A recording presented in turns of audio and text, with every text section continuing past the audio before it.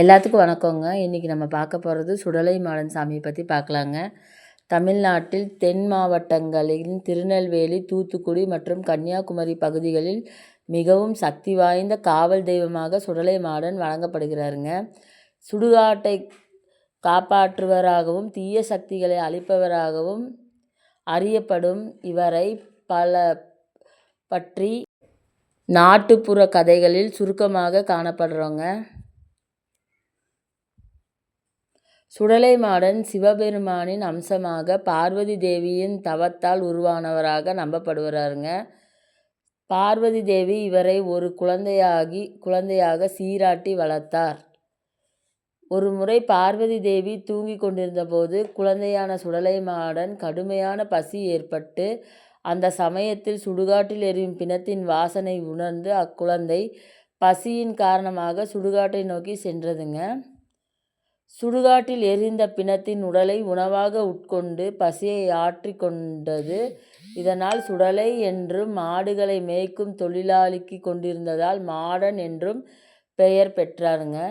பார்வதி தேவி தனது மகனின் இந்த கோரமான உருவத்தை கண்டு அதிர்ச்சி அடைந்து அவரை பூலோகத்துக்கு செல்லுமாறு அறிவுறுத்தினாங்கங்க.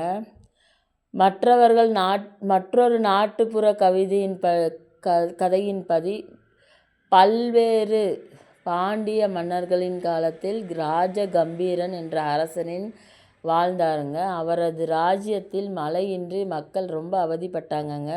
அப்போ அரசனின் செய்த பூஜையின் பலனாக சுடலை மாடன் ஒரு சிறுவனாக பூலோகத்தில் அவதரித்தாருங்க. அந்த சிறுவன் அரண்மனையில் மாடுகளை மேய்த்து அற்புதங்களை நிகழ்த்தினாருங்க. ஆனால் மன்னனின் தவறான செயல்களுக்கு துணை போகாத சுடலை மாடன் இறுதியில் தனது நிஜ ரூபத்தை வெளிப்படுத்தி தீயவர்களை தண்டித்து கிராமத்து மக்களுக்கு காவல் தெய்வமாகவே மாறினாருங்க.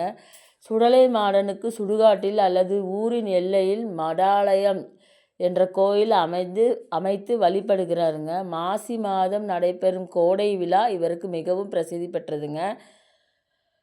இவ்விழாவில் வில்லுப்பாட்டு மூலமாக சுடலை மாடன் கதைகளை பாடப்படுங்க. நன்றி, வணக்கம்ங்க. நம்ம சேனலை சப்ஸ்கிரைப் பண்ணாதவங்களாம் சப்ஸ்கிரைப் பண்ணிடுங்க. உங்களோட கருத்துக்களை வந்து கமெண்ட் பண்ணுங்கள். சுடலை மாட சாமி பெரிய மீசையுடன் வலது கையில் அரிவாள், இடது கையில் கம்பு போன்றவைகளுடன் மாடினை மேய்த்து கொண்டு கம்பீரமாகவும் அவரது வாகனமாகவும் கொண்டிருப்பார். சுடலை மாடன் சிலர் குலதெய்வமாகவும் சிலர் கிராம காவல் தெய்வமாகவும் வணங்கப்படுகிறது. சுடலை மாடர் சாமியின் தோற்றம் குறித்து வில்விசை நாட்டுப்புற பாடல்களில் பாடப்படுகிறது. ஒரு முறை கைலாயத்தில் வீறிருந்த சிவபெருமானின் பூலோக